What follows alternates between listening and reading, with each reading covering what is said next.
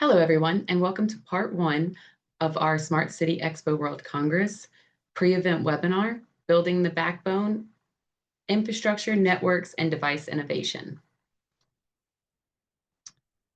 This webinar is hosted by the LoRa Alliance, the global open nonprofit association that develops and maintains the LoRaWAN standard.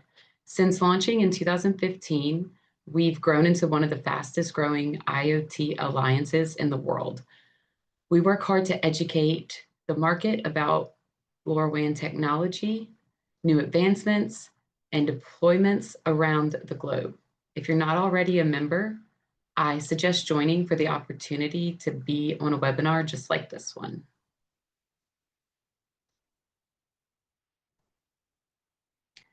This year, you can find us at Stand 62, right in the heart of the IoT Hall, which is Hall 2. We'll have a full lineup of member companies showcasing LoRaWAN-enabled solutions and devices.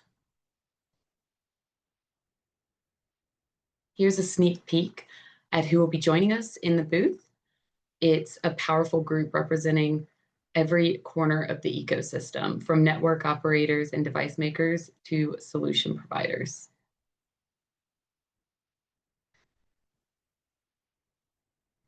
And don't miss our LoRa Alliance networking reception. It will be on the second evening of the show on November 5th from 5 to 7 p.m. And it's also going to be in the LoRa Alliance booth, so make sure you swing by for that. There will be food, drinks, and great company. Basically, all the best parts of an event wrapped up in 2 hours. And also, don't forget to check out our device wall, our wall of devices and solutions that will be displayed throughout the entirety of the event. And with that, let's dive into the presentation portion, starting with Zdenko from XLogic. Hello, everyone. I would like to greet you from the company XLogic, which I am a co-founder and CEO. My name is Zdenko Marincic. And in the next slides, I'm going to talk about what we are going to present at Smart City World Congress Barcelona. Before I do that, I would like, let's say a few words about company XLogic. We like to be perceived as a turnkey IoT end-to-end solution provider, meaning that we have our own hardware development, embedded software development, and application software development in the area of smart street lighting and smart metering.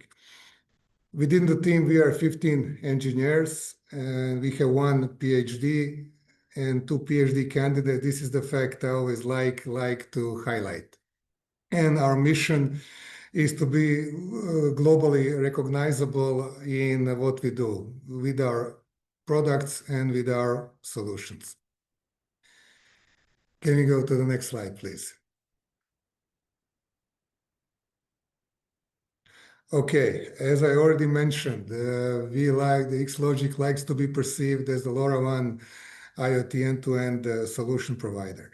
So in this picture on your left side, you will see devices like a pulse counter, which is associated with smart metering of electricity, water, and gas consumption. And then is a SMANCO device.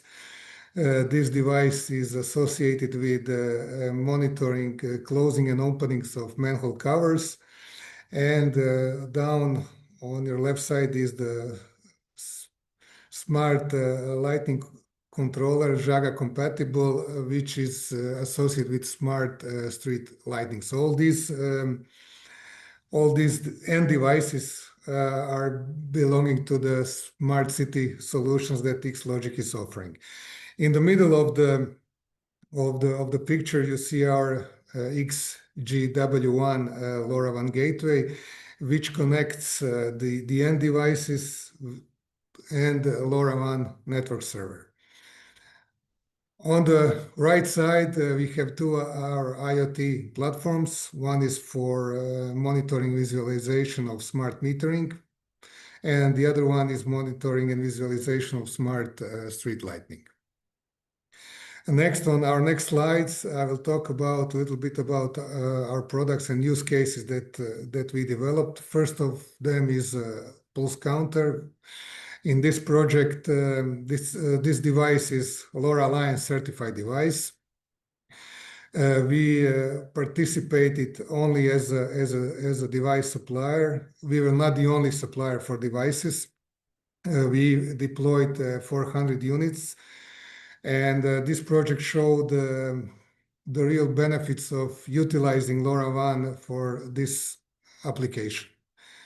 What I'm really happy about personally about this project is that we outperformed our French competitor in this case. On the next slide,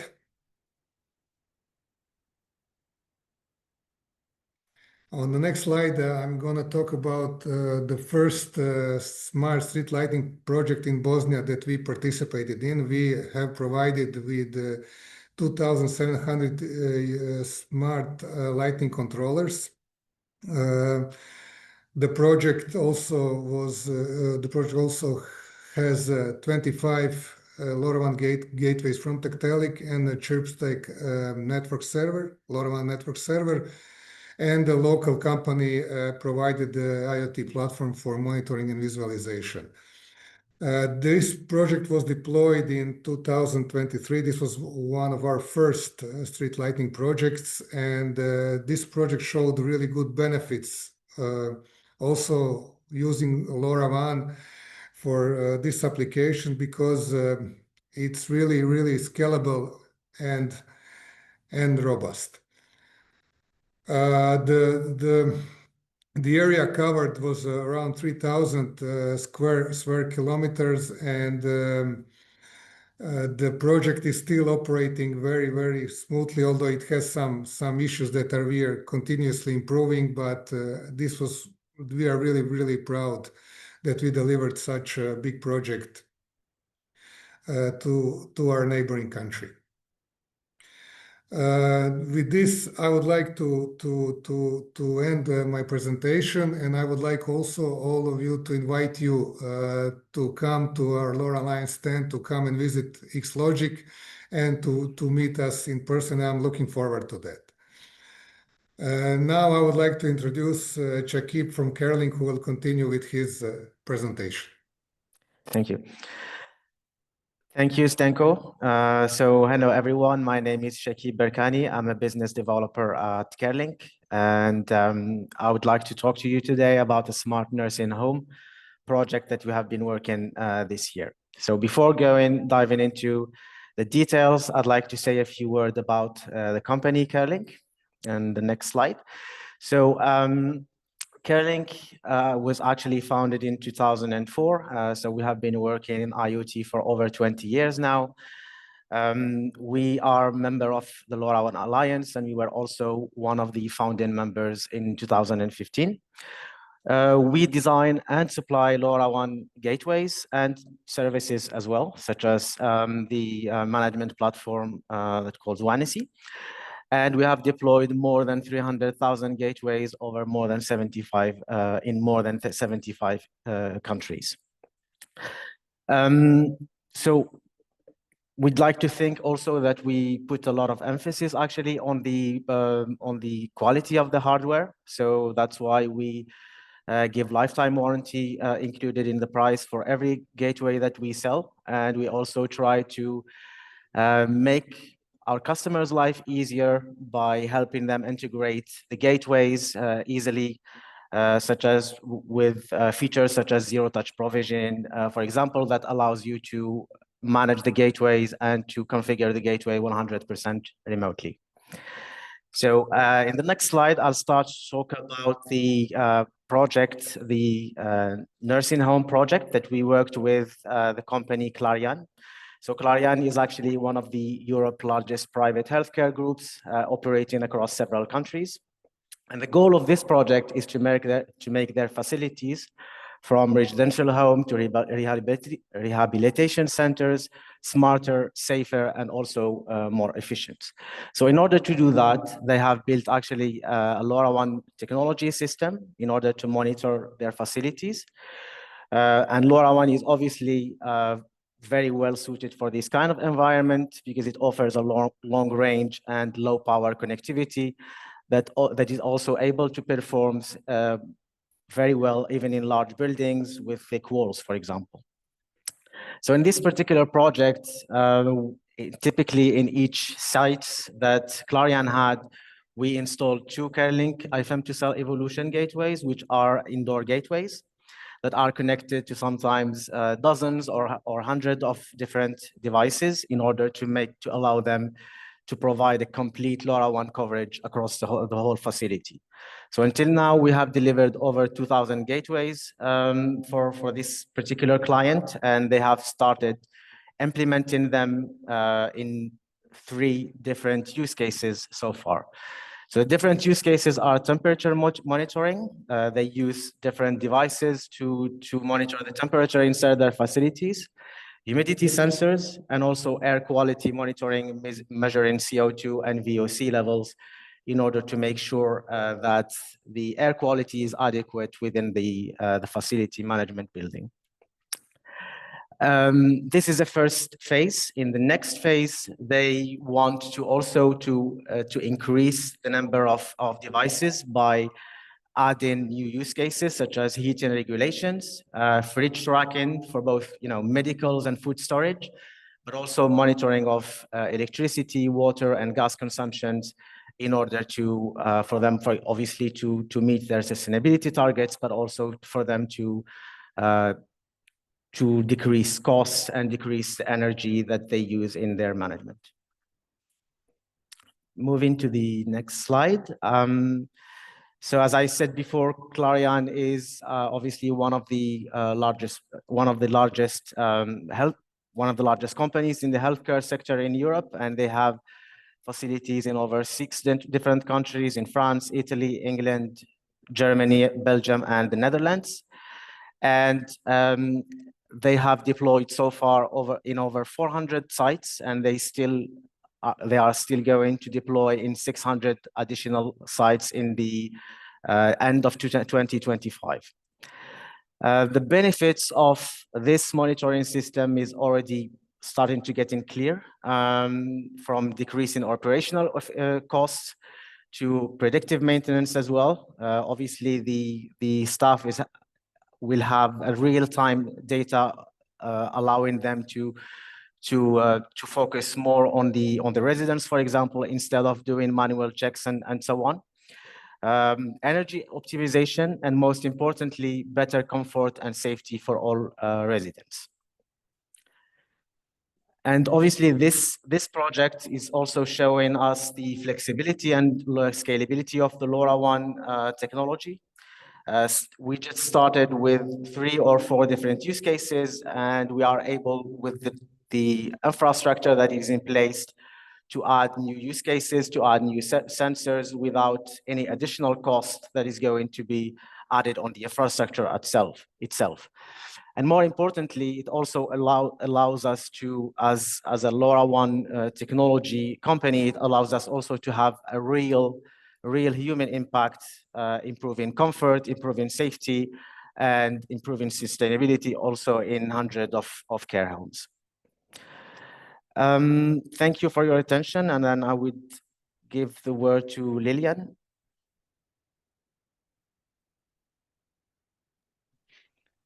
Hello, everyone. Also from my side, my name is Lilian, and I'm the COO at Miromico. And today first we'll have a little look at who we are at Miromico and what we do. Could you move to the next slide? So similar to, we actually started at a similar time like our colleagues from CareLink. We were founded in 2002.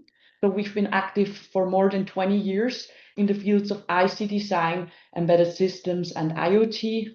We're based in Zurich, and we have now these days very much a focus on LoRaWAN and LPWAN in general, but 80–90% of our business is actually made out of LoRaWAN and LoRa devices. What we do at Miromico is we build customizable hardware platform. That means we design them in a modular and extensible way that we can either hand it over to our customers and they can build their own solutions really fast, or we really take them by the hand and build the customized solution by them, by ourselves for them. And you can really imagine that as a kind of an industrial toolbox that can be used to bring solutions to the market really fast. Could you move to the next slide? Today, I would like to show to you two specific smart city use cases that I personally like very much because they also show how LoRaWAN is scaling, not just in a technical perspective, but also in an ecosystem and maturity perspective. The first one that we're going to talk about today is a smart building use case. Our customer is using our sensors and gateways to do a remote reading of temperature in buildings. Now, this sounds like a very simple task, but it can be used in very versatile way. So our customers, what they are doing is they do an automated control of heating. And with that, they can save their customers up to 20% of energy costs. So what we did for that specific customer is use our basic indoor room monitor platform and extended the firmware to fit some of their specifically needed payload. Also, we extended our gateway to have MBUS support, and with that, they could be able to move into the market within just a few months. By now, we have more than 10,000 sensors deployed across Switzerland, and the numbers are growing each year. I personally find that a beautiful example because when we started that project, the first year was a couple of tens or hundreds of sensors, and it has actually been, the number has been exponentially growing each year. And of course, why we like LoRaWAN for this specific use cases for the long range at the lowest power consumption. Next slide, please. The second use case I would like to talk about is a smart healthcare use case. And as you might already see from the picture, this use case is based on the same basic platform, again with an extension. As you might know, for smart healthcare, if you move into pharmacies, you have specific additional requirements. One of these requirements is that you can calibrate the sensors regularly. This is why we extended our base platform with an easily removable probe that allows our customers to fit the specific pharma requirements. In that case, we also built an automated calibration system, and we allowed our customers to move to the market within less than 6 months, together with a partner that even developed the end-to-end solution in that time. Again, our customers love the long range at the lowest power consumption and the possibility to reuse existing hardware platforms. Right now, LoRaWAN has such a nice ecosystem where you can really, if something is missing, you will not have to build it from scratch. And even if Miromico cannot give it to you, there will be other companies like Kerlink and Stenco, Kerlink and XLogic, such as Stenco presented, that will be able to form the ecosystem and provide whatever you will need. Thanks everyone for your attention. I'm really looking forward to meet you in Barcelona, hopefully. And now we will move on with the Q&A session. Great, so let's dive right in. The first question is, our city is considering deploying an IoT solution, but we're not sure where to start. Shakib, could you answer that? Yeah, of course. I think the easiest way to start an IoT, a smart city deployment, or LoRaWAN in LoRaWAN in particular, is to start small. Maybe the first thing is to try to identify 1 or 2 problems that you can address with LoRaWAN in your city. It can be smart lighting, it can be smart metering, or smart bins, for example. And then from there, you can install your first LoRaWAN infrastructure. So you can install a couple of gateways or start with 3 gateways, connect it to a network server, and then try to connect it to directly to a platform, application platform. And then from there, within a couple of months after the deployment, you can obviously add new sensors. You can add new use cases to your existing network. So that's, I think the easiest way is to start small with a couple of POCs, maybe a couple of gateways, and then from there to scale a little bit step by step, I would say. Great point. What are the common LoRaWAN IoT solutions that cities deploy, and how can newcomers get started? Lillian. So one of the beautiful things about smart cities is that basically any kind of IoT solution can be imaginable or can actually become real. So we can start inside. We've seen a lot of our customers deploy smart building management solutions. So starting from temperature monitoring, CO2, just to make sure also offices are in good conditions, but even like monitoring whether rooms have been visited and need cleaning, or even leakage monitoring in some critical buildings. And then we can move outside, and we can do the smart parking, we can do the smart traffic. So really, in case of smart cities, the sky is the limit. When it comes to starting for newcomers, I very much agree with Shakib. Don't try to do everything at once.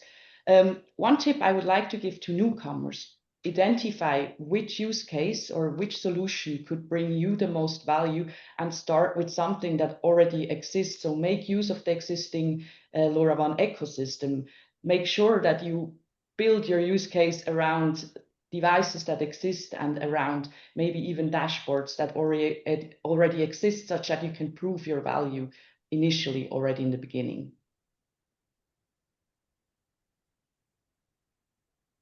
So, yeah. What are the common things to look out for regarding European Cyber Resilience Act? I think, Lillian, perfect for you. Yeah, so many of you have heard of the European Cyber Resilience Act, but what does it mean for LoRaWAN devices? So on the end node side, it means that devices need to be updatable. That means either we have to make use of LoRaWAN FOTA, or we need to incorporate some kind of side channel, such as Bluetooth, to make sure that in case there is a security flaw, we can provide patches. Now, for the gateway side, this becomes a little bit more complex, because now we will have to be able to provide security updates on demand. So these devices are basically connected to the internet all the time. So we need to be sure to have a secure certificate management, secure storage of birth certificates. And for that, it always makes sense to rely on partners. And this one is for Zdenko. Do presented Xlogix devices have the FOTA feature? Well, I can proudly say that recently we installed FOTA on our smart street lighting controller, which has been launched in our latest revision of the product. So this will also be shown in Barcelona. Awesome, great. And just so everyone knows, you can actually certify the FOTA feature firmware update over the air. And with that, I don't see any more questions. So we're going to close this out. Make sure to stay tuned for part 2.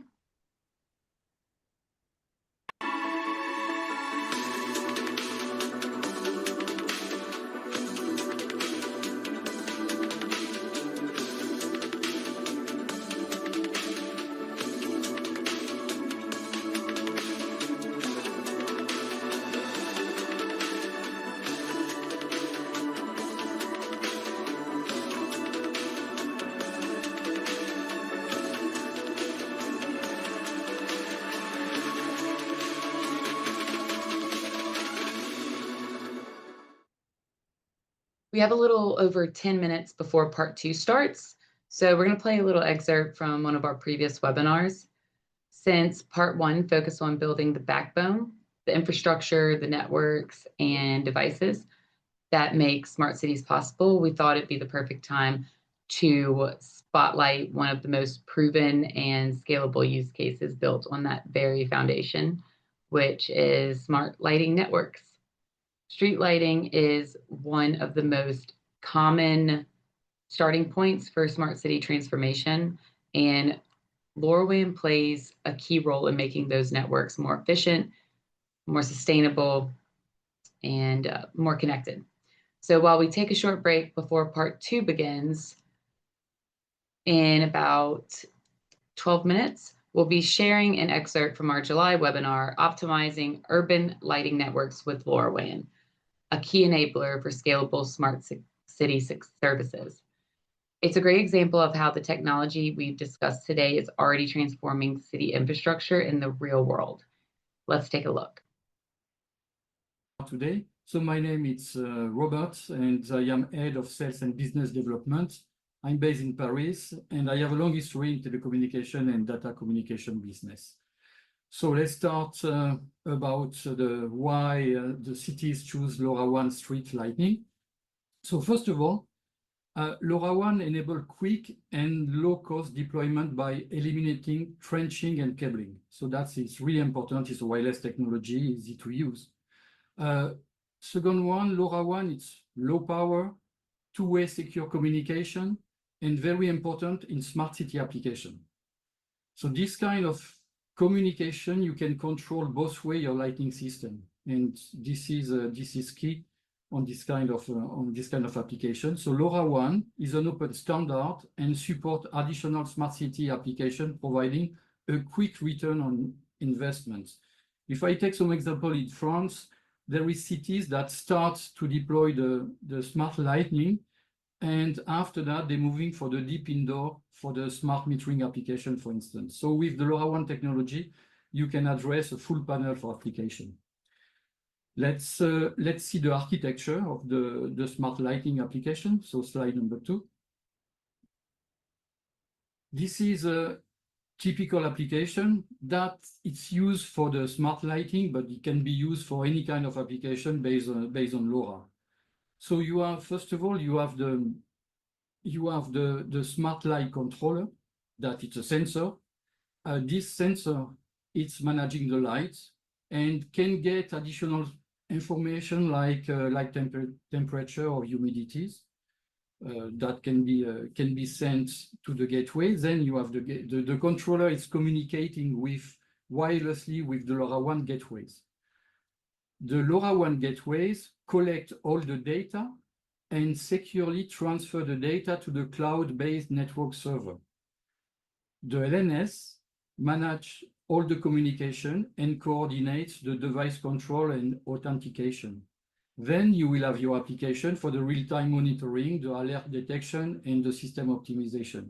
So this kind of architecture, it's really simple. So you have the sensor, the gateway, the LoRa network server, and the application. Based on that one, you can imagine a lot of application. We talked today about the smart lighting, but again, there is a lot of application that can follow this kind of architecture. Next slide, please. So let's talk about the gateway right now. So the gateway is, of course, really important.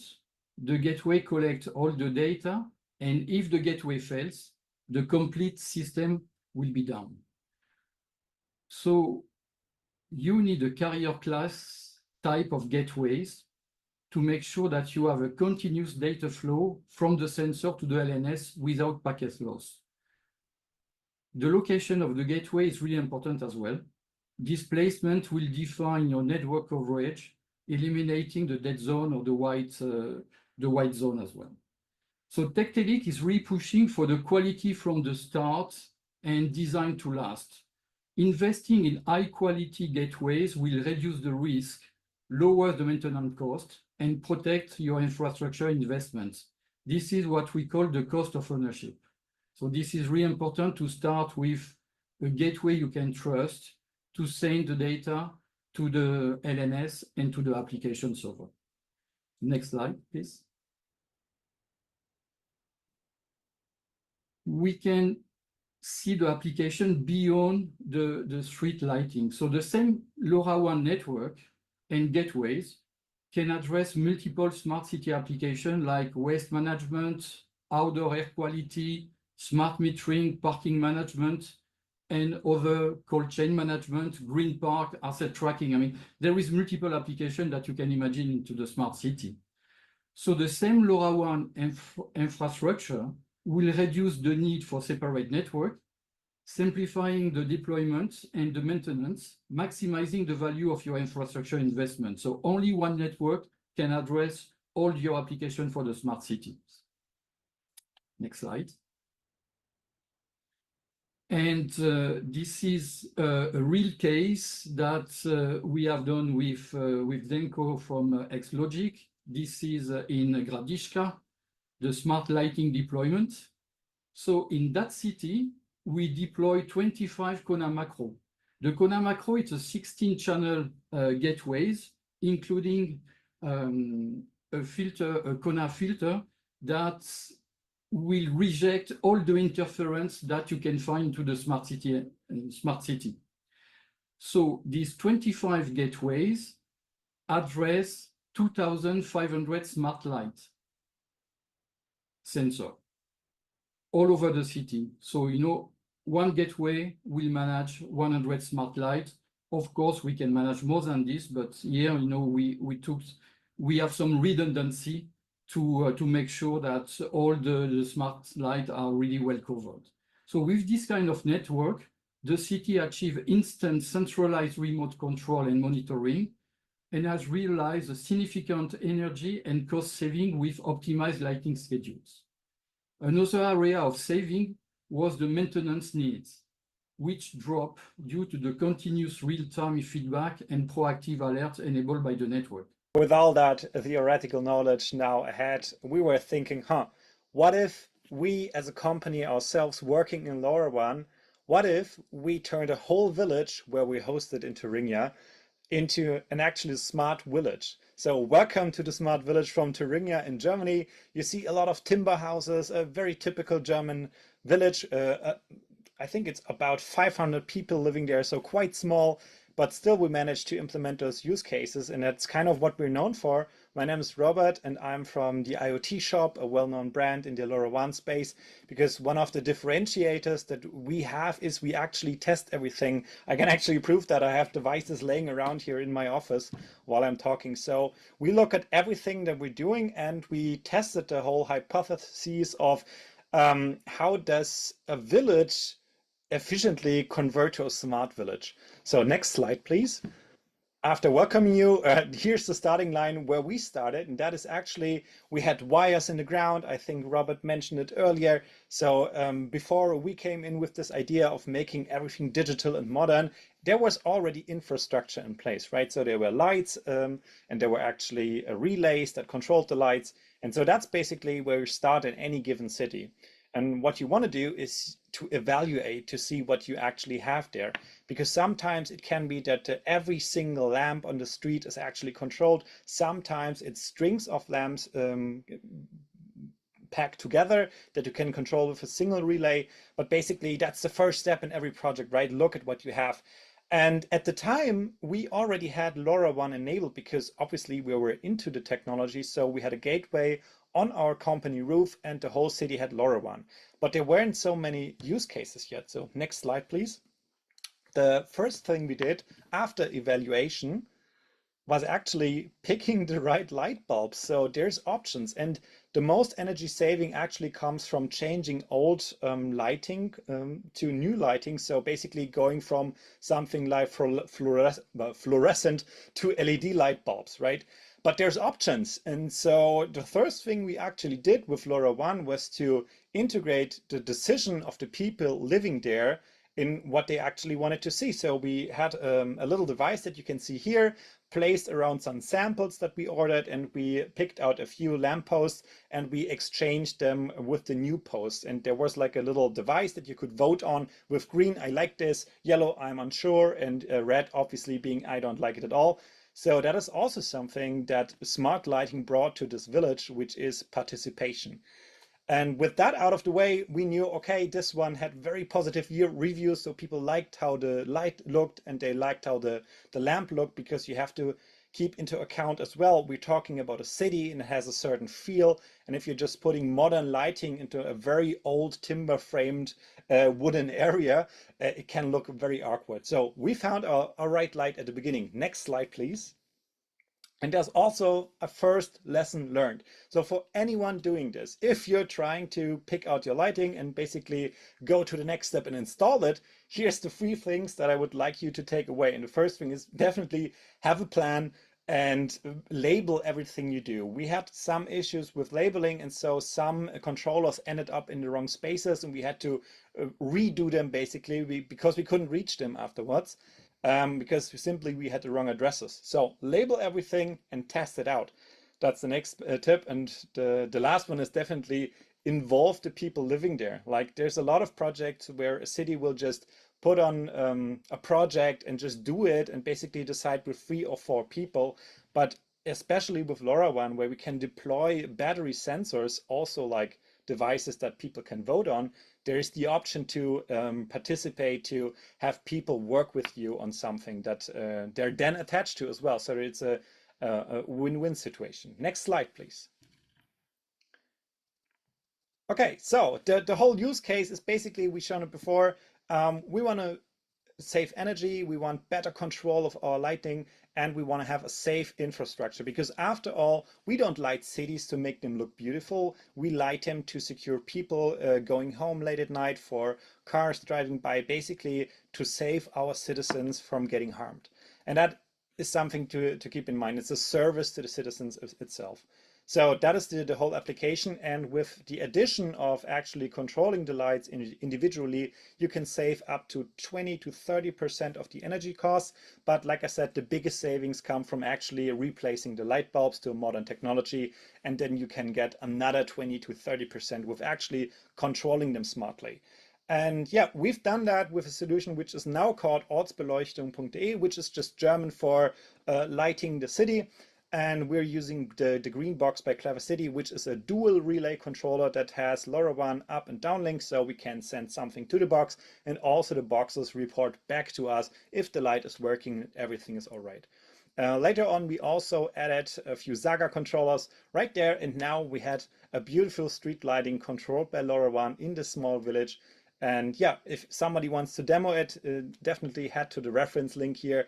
We have a few sample pictures and also are happy to showcase this whole solution. But we didn't stop there. Next slide, please. So first off, we thought about what about if we control the lights to save even more energy by putting motion sensors on there? And it's actually a bad idea, and I explain to you why. The lesson that we learned here is that if you change something in traffic, it can be very distracting, right? So we use flashing lights as a signal to tell you, hey, something isn't right. And that is also why I would not recommend to change the street lighting in a very significant way. For example, motion control it like in a horror film where the main character comes in and there goes chung, chung, chung, one light after another. Don't do that. It's very scary for people. What you can do is basically have a little range about 2 to a maximum of 5% difference that you can tune it up and down if there's somebody using, for example, a bike lane, or you want to have it in a very unbusy part of the city. But generally speaking, it's still a service to the citizens, so don't do this too much. Next slide, please. Don't scare your citizens. Yeah, we took it to another step, and actually after we had Ortsbeleuchtung.de, which is a service to mostly German cities, they requested, hey, we want more control. And so what we're currently working on is an app. This is the light version. Next slide, please. And you can also see that we also have a dark version as well for all of our IT friends and people who don't like to be blinded by their phone. Basically what you can do, control different lights, you can see where they are, and you can also see if there's alarms going off. So if you maybe need to replace a light bulb, or in some cases a car has hit one of the light poles, it's also a reason why they would send an alarm as well. The next slide, please. So if you take it a step further, because I talked about participation, right? And we wanted to have it integrated into the village itself. And now you can actually do something because there's a little cross on the hill. And what the people have done in the village is actually put a lighting controller on the light on that cross as well. So what you can do now is to go to the mayor when you have like a round birthday, you're turning 30, 40, 50, or even 80, and you can tell them, hey, it's my round birthday, please light the cross. And that's actually even creating a little culture experience in the city itself, which is powered by LoRaWAN. So they can now control the lighting. For example, if there's a festivity of some kind and they want to have the light on longer, that is something they can easily do by themselves. So by having smart street lighting, this village not only is saving power, but also they're getting back their autonomy because they can now decide how to use that. And that is one of the very beautiful use cases that I brought for lighting. But let me go over the last few slides with the other applications that we actually installed there. The next slide, please. And yeah, we also have hyperlocal weather stations. That is really useful if you, for example, have claims against an insurance because there was heavy rainstorms. And most of the time, if you're looking at government weather data, it's very sparsely generated and reported. So if you have something very local to your village, you can actually go to your insurance and say, hey, we actually had an incident here and we can prove that it was really a weather related thing. Because I heard of a story that a city actually had issues with their insurance because they didn't believe that there was like a hailstorm, but according to the local data, there definitely was a weather event. But if you looked at the government data, it was so far away that it didn't happen there. So that's just one of the things. We also have a dashboard that you can look at on smartinfeld.de. That's where the hyperlink is heading to. And the next slide, please. Because there's so much more you can actually do with weather data. You can share it to your farmers, for example, or you can install even more use cases. And there's another one we have. You see, this is our headquarters in Smartinfeld, where also our logistics are happening. And one thing we did there is actually have a traffic camera, and we're counting not only the traffic itself, but the amount of trucks, cars, bicycles, and bikes and buses that are going by. So basically, we have a little camera. It's running an AI edge server on it, and it's determining who is using the street here. Because it's a very small city, the main street is located right beside the headquarters here, and so we can provide that data to the actual mayor so they can do street maintenance, for example. But also we actually monitor our parking space with it as well. If you want to experience that as well, there's a hyperlink on it. But heading to the next slide here. Yeah, there's also something that you can do in a very small location like a village, which is very helpful downstream, because as you can see here, if the water would be rising double or triple the amount, we wouldn't be affected that much, right? But if you imagine a major river going 2 times or 3 times of its usual water level, that is scary as hell. And actually, by reporting your values from your local village to the next city that is affected by the little stream that is going by you, you can help with flood prevention. That is something we do as well. So we basically get the water levels, we know the water speeds, and we know the profile of the river, and therefore we can determine how much water is going downstream, and we can put out warnings early to anyone affected downstream as well. Again, we have a dashboard if you want to experience that as well. But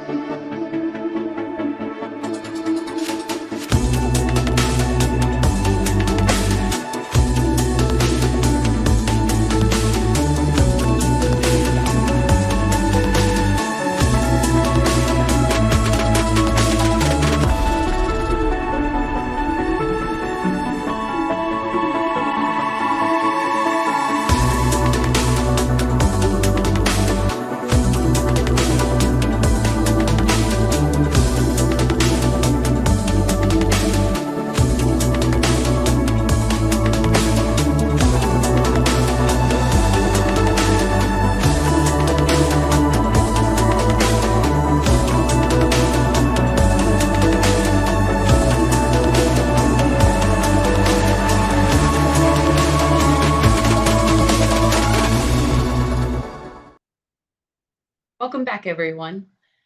And if you're just joining us, hello, and thank you for tuning in to part 2 of our Smart City Expo World Congress pre-event webinar, Data in Action, Smarter Utilities, Environments, and Citizen Services.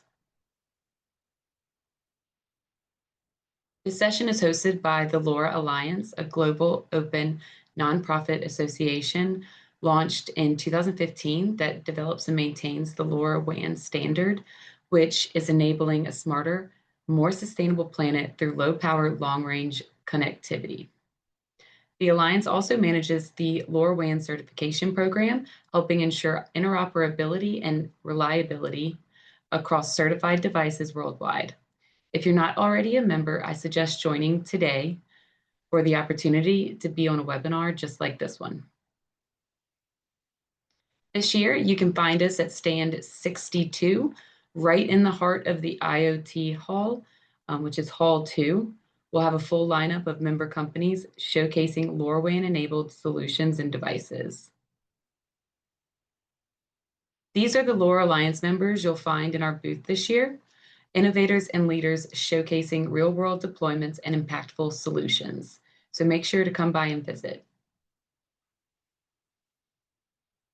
And be sure to join us for our networking reception on the second night of the event on Wednesday, November 5th from 5 to 7.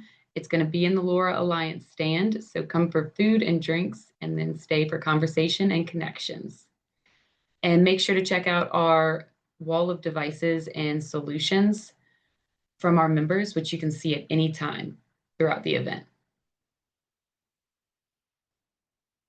And with that, let's dive into the presentation portion, starting with Sabi from NB-IoT. Thank you very much. Thank you very much, Chancy, and hello, everyone. Thank you to the LoRa Alliance for organizing this pre-event webinar. My name is Xavier Alaed. I'm the co-founder and CEO at Inbiot. At Inbiot, we help organizations make their buildings healthier, more efficient, and more sustainable by understanding and managing indoor air quality through data. I'm excited to share how we use LoRaWAN and other IoT technologies to make this happen. Inbiot is a complete 3-in-1 solution: hardware, software as a service platform, and technical support. We design and manufacture everything 100% in-house and have been doing this so for 7 years now. With more than 5,000 devices deployed across 30 countries and trusted partners in over 10, our solutions measure 13 environmental parameters, and they can provide 5 key air quality indicators. Altogether, they deliver a reliable and holistic understanding of indoor environments. Next, please. Yeah. Our technology is already trusted by companies such as Schneider Electric, Siemens, Honeywell, IKEA, CBRE, Veolia, and many others. We are also collaborating with organizations that define standards for healthy and sustainable buildings, like Well Building Institute, Reset Air, or BREEAM, as well as, of course, the LoRa Alliance. These collaborations reinforce our commitment to quality, interoperability, and real-world impact. Next, please. This is Mica, our family of indoor air quality monitors. Mica in Spanish is Monitor Inteligente de Calidad del Aire, Smart Indoor Air Quality Monitor, and it is LoRaWAN certified and also Reset Air certified. In addition, our Mica devices model is officially Works with Well certified, making it a recognized tool for projects purchasing the Well Building standard. Each version, from the Mica Mini Plus and Well devices, monitors a wide range of parameters. For example, the Mica Mini device, which is the most basic one, can monitor temperature, humidity, and CO2. The standard device, which is the Mica device, can also add total volatile organic compounds and particulate matter.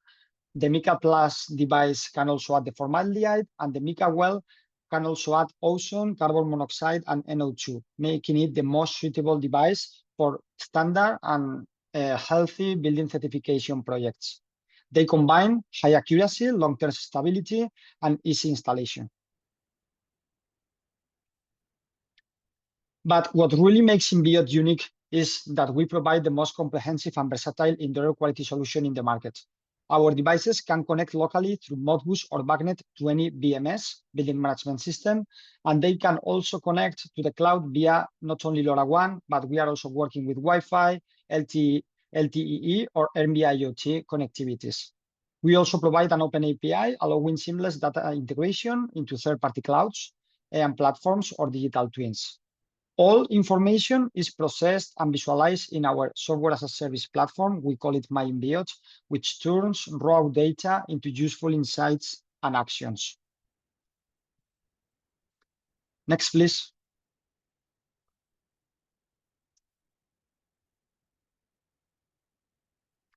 In air quality management, measuring is only the first step. Real impact comes from automation. That's why our system integrates easily with leading BMS platforms like Honeywell, Siemens, Schneider, or Johnson Controls. These integrations allow HVAC systems and ventilation systems to react automatically and on demand, optimizing air quality and energy use in real time. From a sustainability perspective, our solution contributes up to 10 well points and also supports other certifications like Reset, LEED, and BREEAM certifications. Here, I wanted to show you some case studies we are working in. At the University of Zaragoza, the goal was to enable data-driven facility management and achieve the BREEAM certification across multiple campus buildings. We implemented Mica Plus and Mica Well devices, both using LoRaWAN connectivity, integrated with the university's existing IoT network.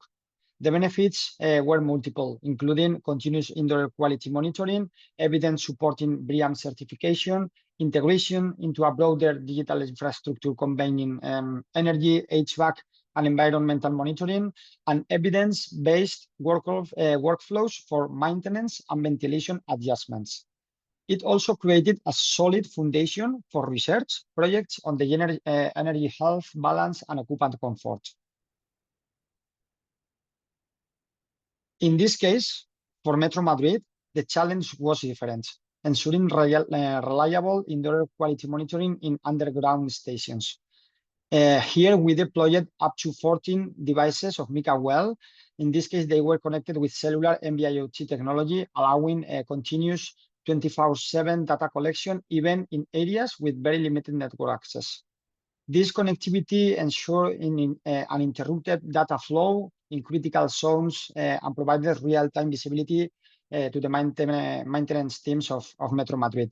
This enabled faster data-driven decisions, better user comfort, and evidence-based ventilation management. With a maintenance-free lifespan over 10 years of the sensors that the Mica devices have, the system is also ready for future expansion and audits. And just to summarize everything, InBiot offers a complete, certified, and connected solution for indoor quality monitoring and management. Everything powered, of course, by LoRaWAN and other IoT technologies. We are now expanding internationally, building partnerships with companies and distributors who share our vision for healthier and more sustainable buildings. If you would like to collaborate or learn more, please scan the QR code in the slide or visit us at the LoRa Alliance booth during the Smart City Expo. Thank you very much for your attention.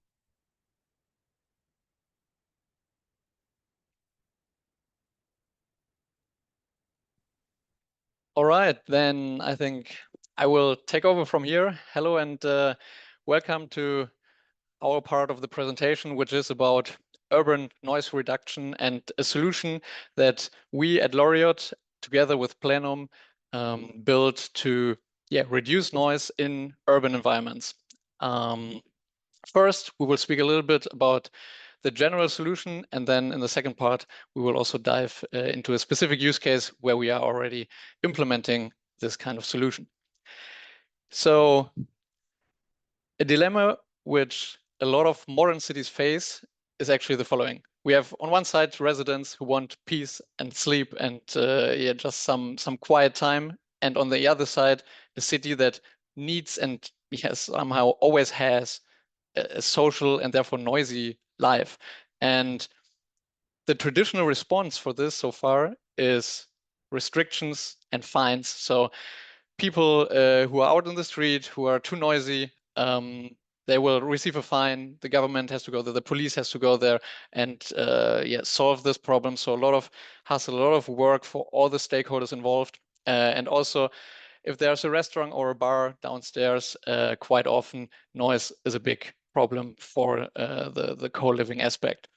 And the problem of traditional regulations like shorter opening hours or reducing outdoor space in general is that it always favors one side over the other. So this always generates some kind of friction. And the challenge that we approached here was really to find a solution of how to maintain lively streets and at the same time protect residents' quality of life. So on the next slide, we can see we have citizens and tourists that want to enjoy social time outdoors.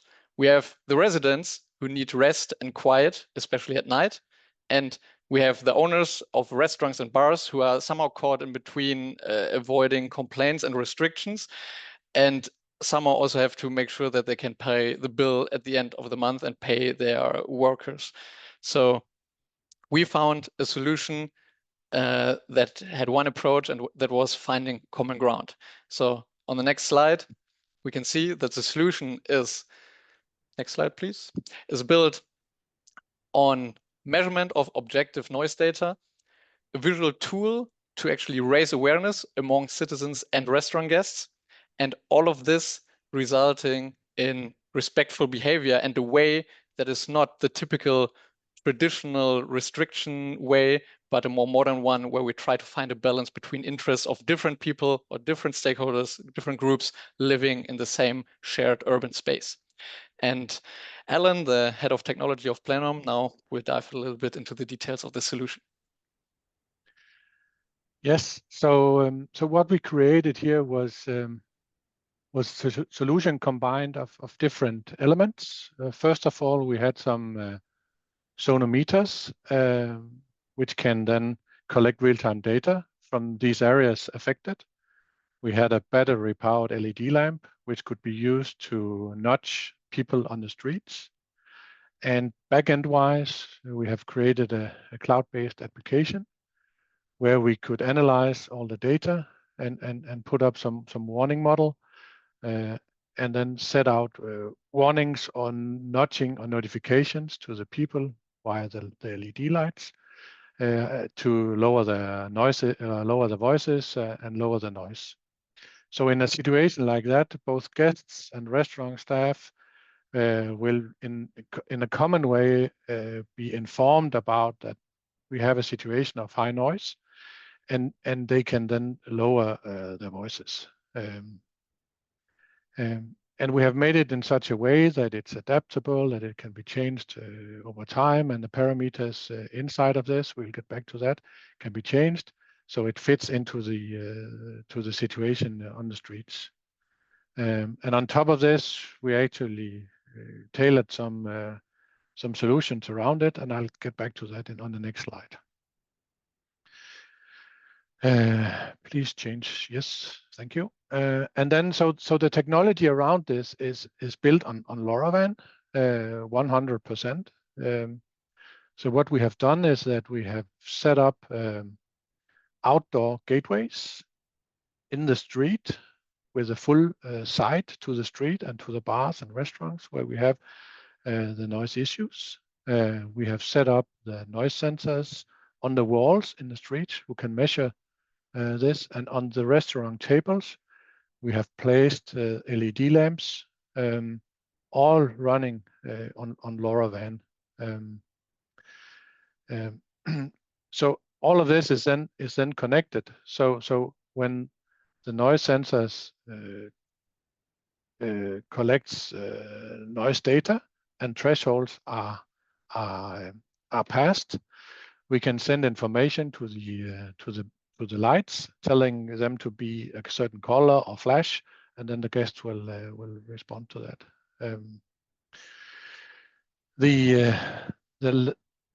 It's all based on what we did in this is that we actually enabled the multicast functionality in the LoRaWAN because it increases the reliability and eliminates some of the regularity issues we would have in a setup like this. So basically, with one data message, wireless data message, we can get all the lamps to turn red, for example. So with only one data message, only one radio message, we can do that. So that increases the reliability a lot, and we also go into that situation where we don't get have the issues about too much traffic and too much radio noise in the air. On top of this, we have built in like a timer in the lights, so we can, in the command to go into a red mode or a high noise mode, we can set them for a certain period, so they automatically will go back to another state or the previous state. So we don't have to send an extra message to turn them off again. And then to accommodate the restaurants, we have built in ambient light as well in the light. So they actually are used like a cozy light on the tables when not in use.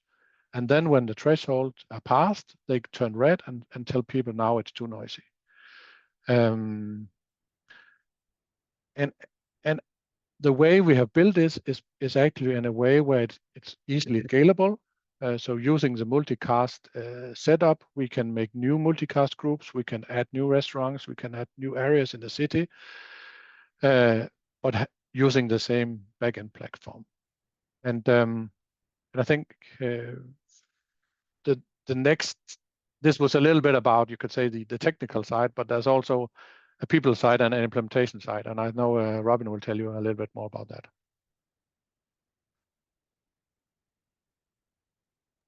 Exactly. As mentioned, this solution is already implemented. It is implemented in Valencia, Spain. So currently there are nearly 100 lamps installed in a very noisy area.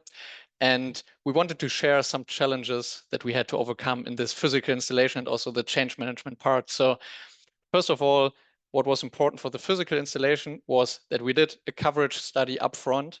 We did a batch configuration where we really configured all the lamps for one restaurant and then went over to the other and the next one and the next one, which really helped to have a divide and conquer approach of this physical setup. And what we also did was that we had a mandatory one-on-one in-person conversation with every restaurant and bar owner to explain how the system works, to make sure that all the lamps are there and they understand how to set them up and how to connect them to the system, and that all the documents were also in place.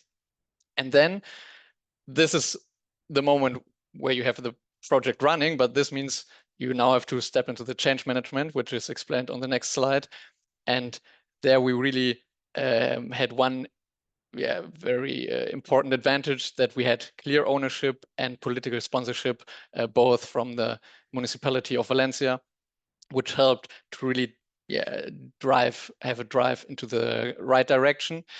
And what also was important, to show physical presence in the first week. So like we went there several times, because in the hospitality sector, you have like high turnover of personnel. So you really have to make sure that everyone is up to date and have to explain the solution 5 times to the same restaurant, but that's how it is. And that is what in the end made this solution really effective. And also that we communicate to the guest, to the actual visitor who is in the street, who is having lunch or going there for a drink after work, having explanation displays on the tables, and the personnel also supporting us by explaining what exactly those lamps actually mean. And when the lamps turn on red, that the personnel, as they have the same interest of reducing the noise so they can keep their restaurant terraces open, they will also tell the guests, hey, please lower your voices, please. And all of this, really brought great results that we can see on the next and last slide. Because those are is a preliminary analysis. The project is still running, but it already shows that it's super effective. And in 80% of all the lamp activations, the noise is reduced, and the average noise reduction is 20%.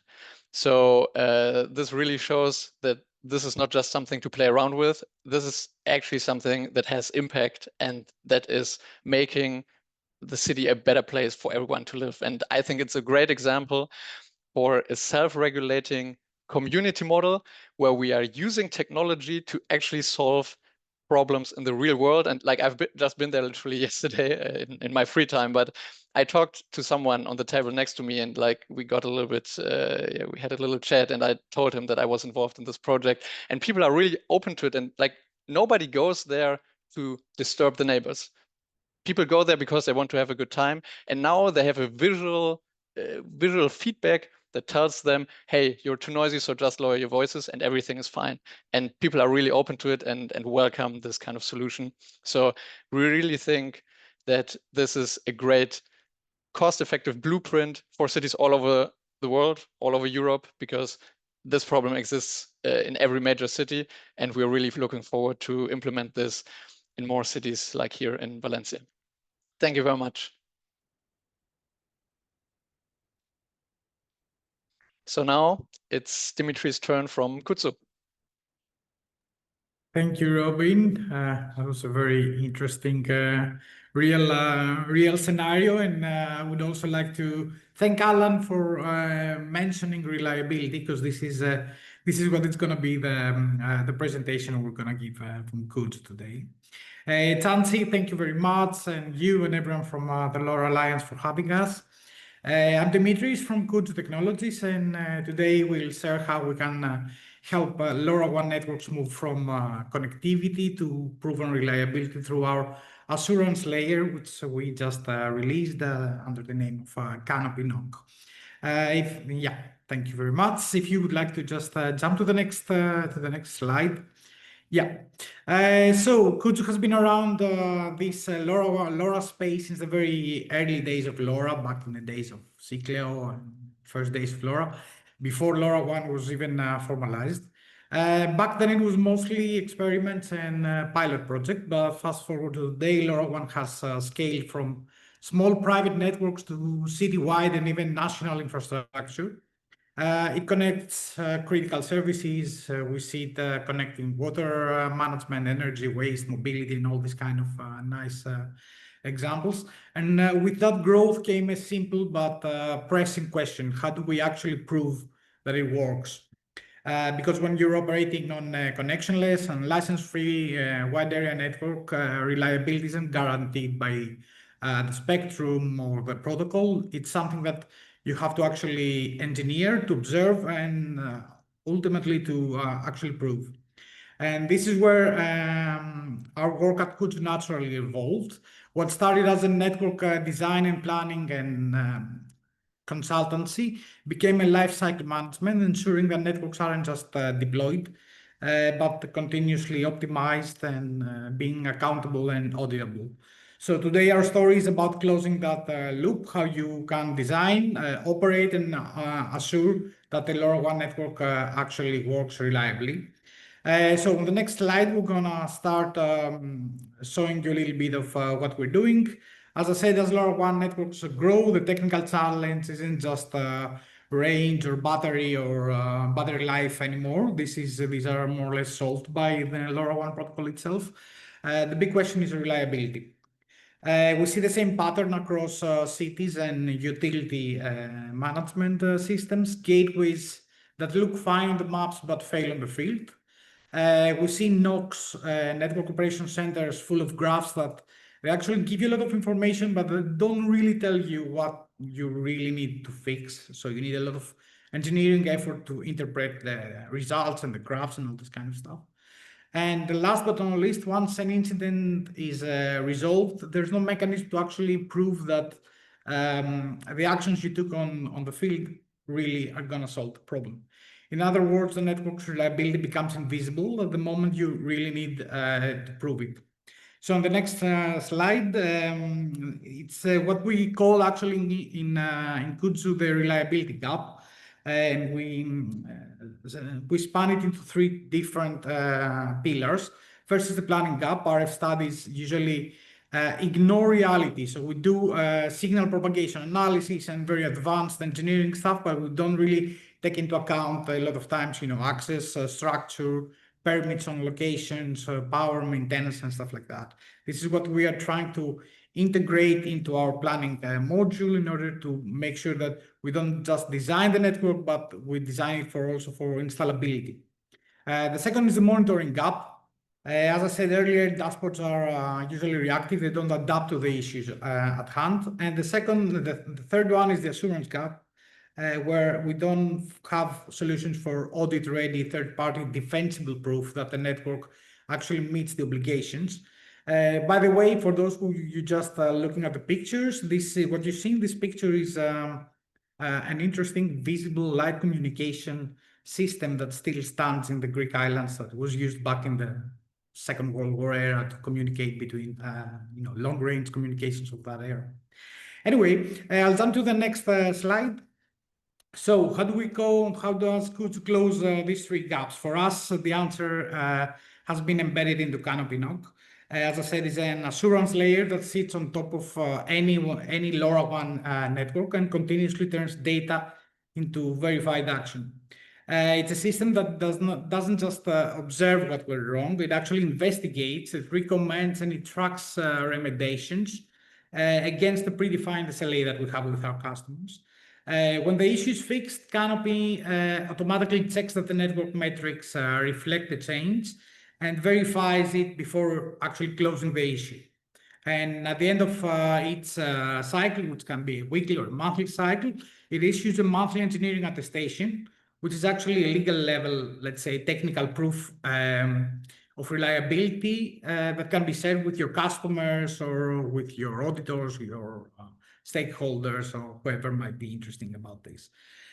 So on the next slide, I'm going to start giving you a little bit more details. I will try to escape the very technical stuff.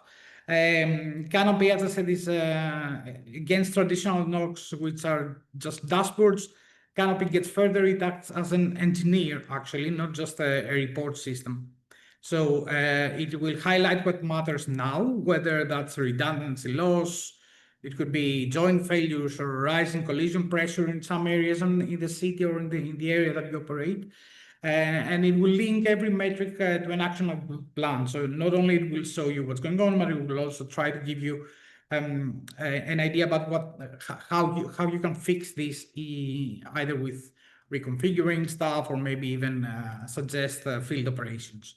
So every month you get something very tangible, a record of what was detected, what was fixed, and what still needs your attention. And in other words, it's an operational, it gives you an operational proof of reliability. I will jump to a little bit more details on the next slide. So it's not, don't think about a new LoRaWAN stack. This is nothing like that. This is something that builds on top of the existing ecosystem. And that's why we always say that, it's more like the last missing part of the LoRaWAN ecosystem rather than just something new. So it connects to leading network servers as LoRaIOT that you heard before, the Think Stack, Chirp Stack, Activity, or we're all constantly working on new integration. It collects all, collects the metadata from your gateways and devices, all the joints and the uplink counts, stuff like signal strength, spreading factors, and all this kind. And from there, it processes everything through geospatial and statistical models, turning raw telemetry into actionable and reliability metrics. The key point here at this slide is that it's a non-intrusive operation. So you don't need to change any firmware, you don't need to reconfigure your gateways, you just work entirely through APIs. So you just connect your services to Canopy.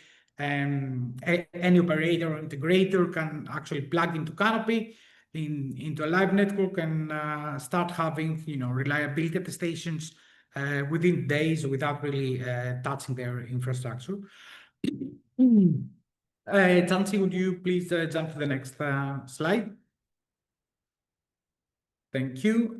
So a little bit about LoRaWAN, since we're all here, to learn a little bit also about the technology in general. It started as the right technology for low power wide area connectivity, but it also goes a lot beyond that. It's an open standard. We can integrate across vendors and network servers without really having any proprietary constraints. It has a very rich metadata set. Things like, as I said earlier, our SSI, scenario spreading factors, the gateway diversity that you can see in your installation. All this gives us the raw material to measure reliability, not just connectivity. So as I usually say, we're not going to tell you if a traditional NOC will tell you if a gateway is down. Canopy is going to tell you if this is a critical event, and this is a big difference, actually. So back to LoRaWAN, it's a long range and low power. Nature, it means that networks can reach citywide and even national scale, precisely where automated assurance becomes essential, actually. And its interoperability ensures that once you have visibility and attestation at one side, you can apply the same process everywhere. In short, what we really loved about LoRaWAN, and stick with this, is that it really gives you the data so that tools like Canopy can turn this into proof. So a quick use case scenario for us. In the next slide, we will show you how it actually our service actually look in practice. SCEWC IoT is a national operator which was tasked with deploying a LoRaWAN network for 80,000 smart water meters across multiple urban zones. The goal was to ensure coverage and redundancy and long-term reliability before customer acceptance. And this is the interesting part. So the city of Limassol actually put very specific KPIs before accepting the project, exactly because they had issues before. They had reliability issues with projects deployed before. So in order to have a verifiable proof that the network would perform as designed, SCEWC came to Kudzu and connected their services onto Canopy in order to have this monthly attestation of good tactics and good reports. So Kudzu was engaged to design, monitor, and assure the network throughout the deployment phase. Using our blueprint module, we selected gateway sites based not only on RF, but also in, as I said earlier, installability, access, access to the towers, structure permits, and stuff like that. And we also designed a progressive installation pattern, so we could actually follow. We could suggest how they should follow the deployment of the gateways, because you all know that a citywide network is not installed within a day, so you really need to have a good plan about that. Next, we connected their network to our Canopy layer and to our monitoring layer to track coverage, expansion, and redundancy improvement alongside the city. And finally, with Canopy, we provided this continuous assurance with SLAs tracking and monthly attestations. The network included 80 gateways and, as I said, around 80,000 devices. It was integrated with Activity LNS, and all data, uplink, joint signal metrics was analyzed by Canopy in order to generate coverage, reliability, and SLA indicators without any changes to devices or gateways, and provide this kind of proof layer towards the municipality authorities. So, as I said earlier, LoRaWAN is license-free and open nature, makes it affordable to deploy at scale, while its metadata actually enables deep visibility if you have such tools. But those same traits like open spectrum and multiple vendors on the same area, connectionless traffic, also mean that reliability is not guaranteed. So Canopy turned those advantages into certainty in Limassol. And yeah, this is how we provided the freedom, to turn a simple installation into a network that was accountable actually for its quality. And on the next slide, which, if I remember correctly, it's the last, coming to close. So everything we've shown comes down to our simple loop, the design, operate, and assure loop that we have put on as a head title in our services. This is how we make LoRaWAN networks not just deployable, but also dependable and reliable. Because in critical infrastructure, it's not enough to connect. You also have to prove that the connection works. And this becomes more and more critical as the installations become larger and larger, as I said, citywide environment and places like that. And last slide, that's what we are doing with Canopy. As I said, we're turning reliability into something measurable and traceable and actually certifiable, if we can use this word. From the first design sketch to the monthly attestation, we close the loop at Kudzu, and we help operators and integrators, cities and municipalities turn LoRaWAN reliability into a proof that you can actually stand behind. Thank you. I will now give the floor to Jan from Zener for the next presentation. Yeah, hello everyone, and thanks, Dimitris, for these warm words. My name is Jan Exner from Zener, and I will say some words about the experience we made with LoRaWAN for our customers on the successful way for smart cities. As you can see on the next slide, just some brief words about Zener. We have our history 120 years old with water meters and just are now in 10 to 15 years within the IoT business. And we are having the perspective for the smart cities with our customer side, as well as the perspective for the utilities. And we're just seeing that those both perspectives go more deeper and deeper into each other. On the next slide, you see just 2 words to my person. I'm working since 5 years to Zener, and I have my background in urban planning. So I was used to work with the smart city issues before, and now also are dealing for the Alliance as vice chair for the Smart Cities and Smart Building Work Group here with the questions how we can make successful smart city approaches and also to make them able to run their smart city infrastructure successful in the long-term perspective. Just also on the next slide, what we have with Zener, we make a bit milestone for LoRaWAN this summer because we just hit the 10 million devices on LoRaWAN, our platform. For us, it was a big milestone, but it was for us much more step for having the great experience about what is necessary to achieve such a big network, also with our customers, what is for them necessary, what are the solutions led. And this is what I want to give some brief insights just ahead of the Smart City World Expo, what were based on our use cases and our histories together with our customers, the lessons learned in order to be a successful smart city. On the next slide, we'll see the city of Amberg. I just want to tell some words about the city of Amberg. They are our partner since 5 years, little town in Bavaria, 50,000 inhabitants, and they did a quite good role and way for being a smart city because they were thinking the perspectives from the utility as well as from the smart city together. So what they are doing, they were starting up with smart metering issues for the classical utility, smart water meters, and then just said we need more smart city use cases and we want to provide our network, our LoRaWAN network, for other smart city use cases.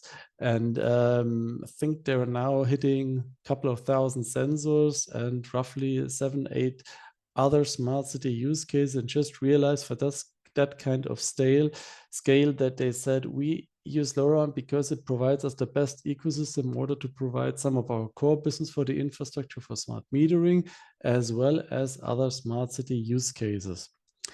Just some examples on the next slide. Things what they are doing is, for instance, to monitor salt silos for getting the icy road protection for this one, and also smart building issues, because the utilities this way also taking care of the public buildings like schools, for instance, and due to that fact, they all build their solutions, in this case by ThinkSpot, by their own, to make a smart building solution in order to detect where is the air quality good, where is the people are sitting in the rooms. And a crucial point is that we as Zener provided the toolbox for them, and they are doing their own business and creating their own solutions. And this one was also for them one of the reasons they said this is why we choose LoRaWAN, because it gives us flexibility and modularity. On the next slide, you see a slightly different example. Some of you made the Europa Park, which is a big resort in Germany. It's a resort with a lot of roller coasters, but at the end, it's also kind of like a city because it has the same functionalities as it is in the city. And our customers here just are always telling us that at the end, they consider themselves the technical service as they are, in fact, as the utility of the resort, so to say.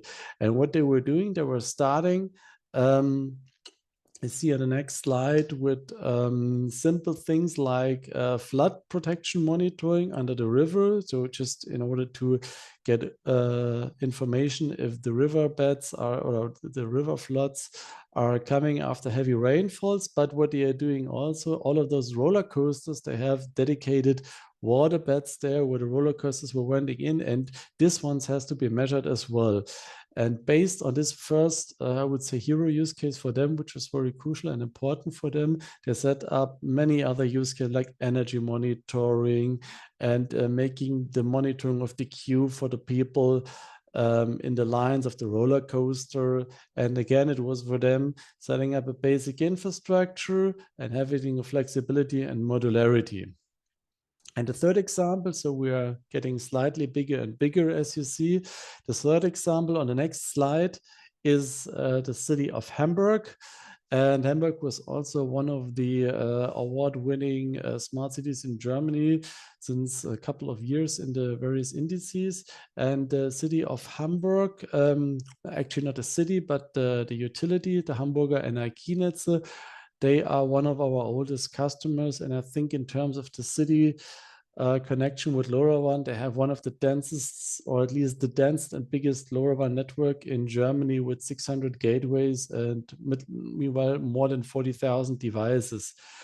Approach here was the same. They were starting with with their use case, smart water monitoring, and also a monitoring of the parking lots. For this purpose, they have to set up citywide LoRaWAN network, as you can see on the next slide.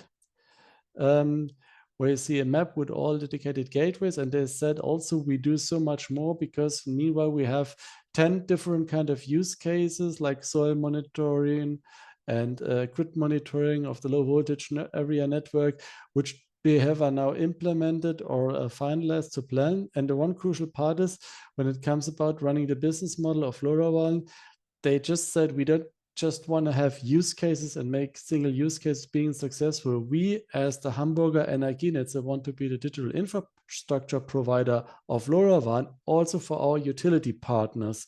And this makes them, puts them into the position to achieve a sustainable citywide LoRaWAN network, which they can provide to their public authorities, as well as from the utility side and also for the smart city perspective. And for this kind of purpose, they can run LoRaWAN very successful in Hamburg and also achieve a very useful, efficient way of the whole network.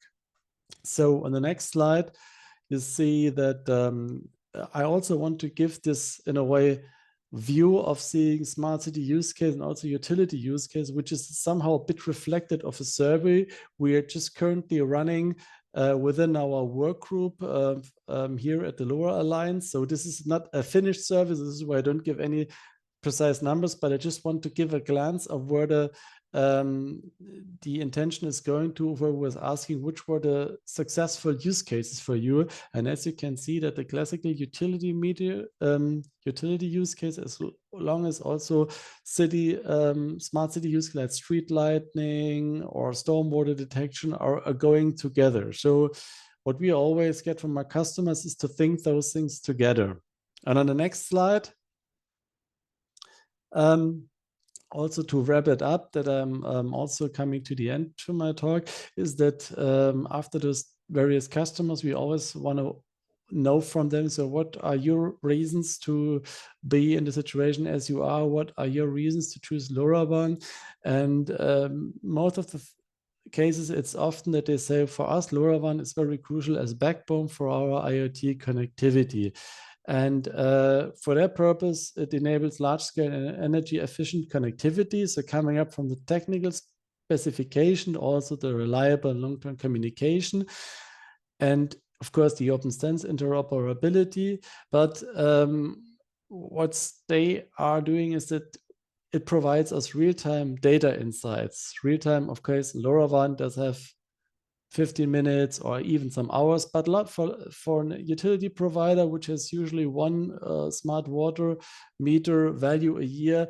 Even an hourly value is very real time.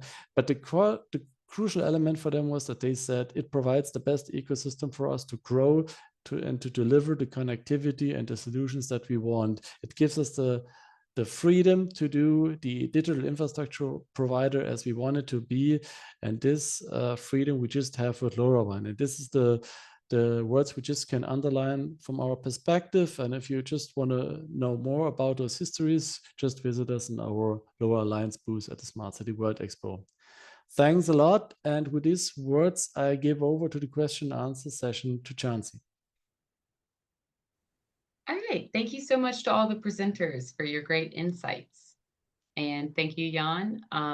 We are moving on to the Q&A session. So we're going to answer any of the questions that you inputted throughout the webinar. All right, first one is,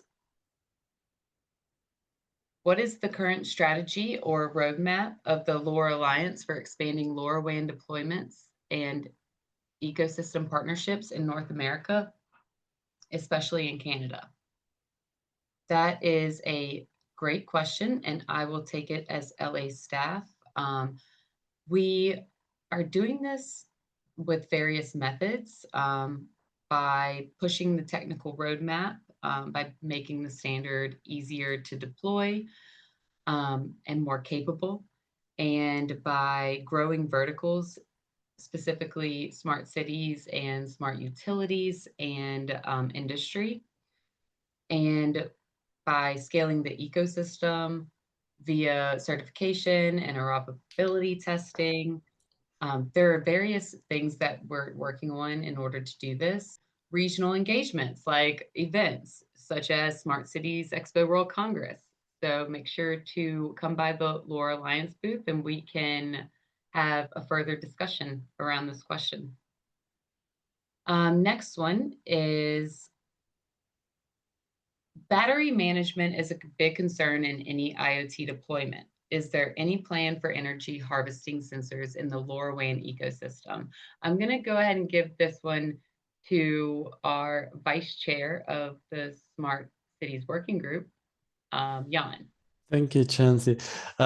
Yes, this is in fact a good question because, I mean, generally LoRaWAN is quite a very energy efficient protocol, means the devices can stay for many years, depends on the use case, into the environment. Still, the question of energy harvesting, especially when it comes to maintenance, is crucial and important. And this is definitely a point that we had also on the map for our Alliance topics. And gratefully, we have one of our members, Dracula Technologies, putting up also this issue, which brought us to the fact that we have a running work group since this summer 2025, who is actually dealing with the energy harvesting issue in order to see approaches, to evaluate approaches about what kind of harvesting technology is crucial, important, and will play a dedicated role in the Alliance. So Great, yeah. And we'll see some more insights about it in the future, quite sure. And with that being said, make sure to tune into our upcoming energy harvesting webinar that is scheduled for December 9th. Thank you, Jan. Next question is for Robin. How does data collection in a city increase quality of life? Yeah, thank you very much. I think that's a very important question. And the answer to this question is that we have to be very thoughtful of how and what kind of data we collect, but then it always can be super impactful. So, for example, the project that we just presented here, we are gathering noise data, but it's not only about visualizing this noise data. No, we are then actually doing something with it. We developed this kind of lamp that is managed based on the noise level. Another example would be management of people flow or tourist flows. If we are only analyzing where most of the people go inside of the city. Yeah, okay, that's nice. But then the question is, what do we do with it? So if we are able to turn this data into insights and then into actions, I think there are a lot of ways to actually make life and quality of life better in various ways. And those two use cases that I just mentioned, I think, are two good examples for that. Great. The next question is for Alan with Plenum. We have already deployed one IoT solution, and I'm pretty sure it doesn't use LoRaWAN devices. Does that mean we cannot use LoRaWAN? Oh, you're on mute. Good question. And I think many ask that question actually, but the short answer to this is no. LoRaWAN can deploy it with a lot of other IoT solutions. It's open standard. It's based on open standards, and we see at our customers that they use other technologies and they tie it together in a kind of IoT hub where they collect data from many sources and then analyze and use them. You could say combined. So the short or the quick answer is no. Great, awesome, thanks.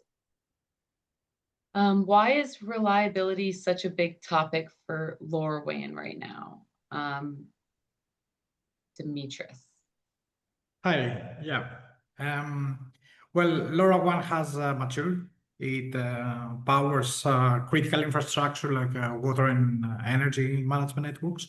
And at this scale, reliability can be just assumed. It must be measured, it must be governed, and it must be proven. And that's what we are doing in Kudzu with Canopy, trying to help operators and cities transform LoRaWAN from a best effort network into actually auditable infrastructure.